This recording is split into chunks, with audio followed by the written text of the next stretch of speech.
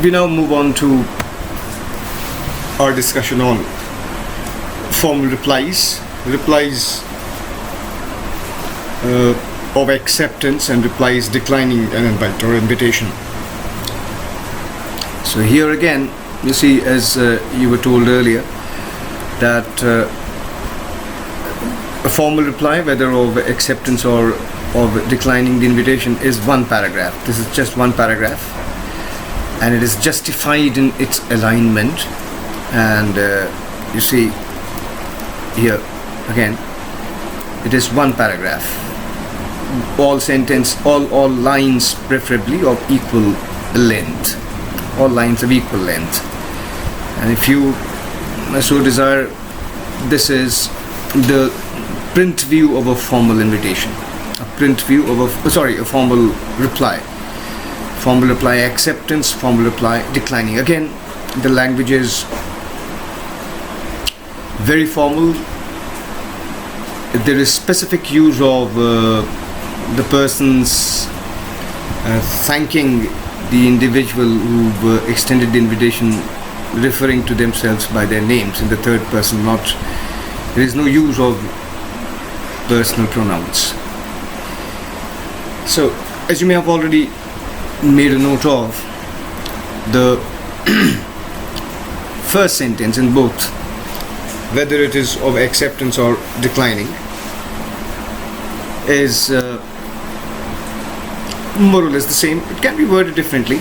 It can be worded in any way as long as it is formal.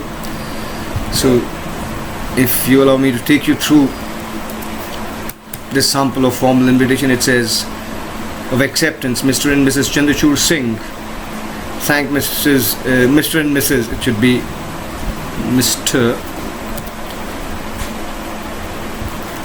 and Mrs. Jahemindra Gagra for the invitation to Bina's 16th birthday celebrations at 4 Points, Rajpur, Dehradun on 15 June 2020 at 6:30 p.m, and wish Bina many happy returns of the day.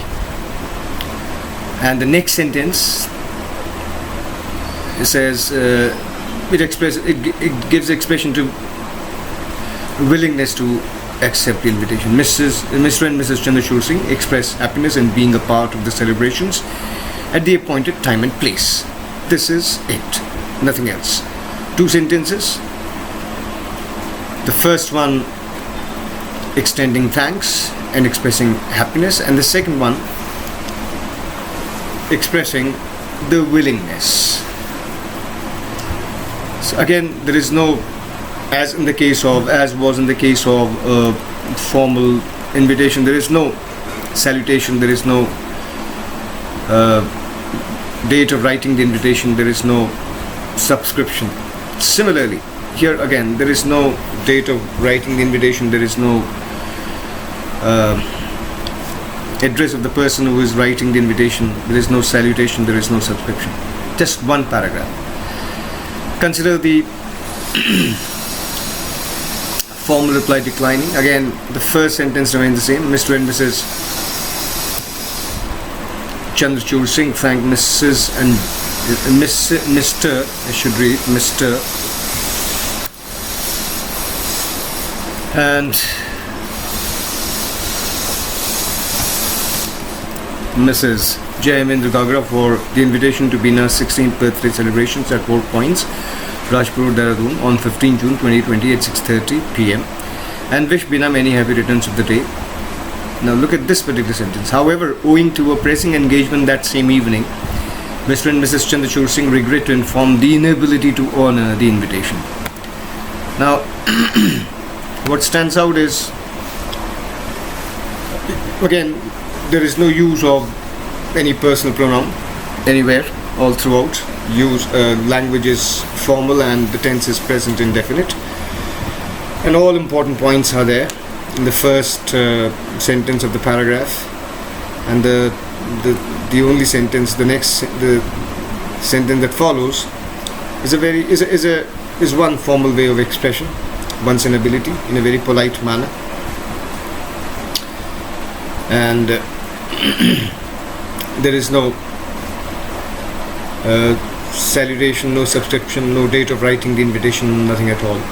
This is what the standard format of a formal reply, whether of acceptance or declining the invitation, is actually.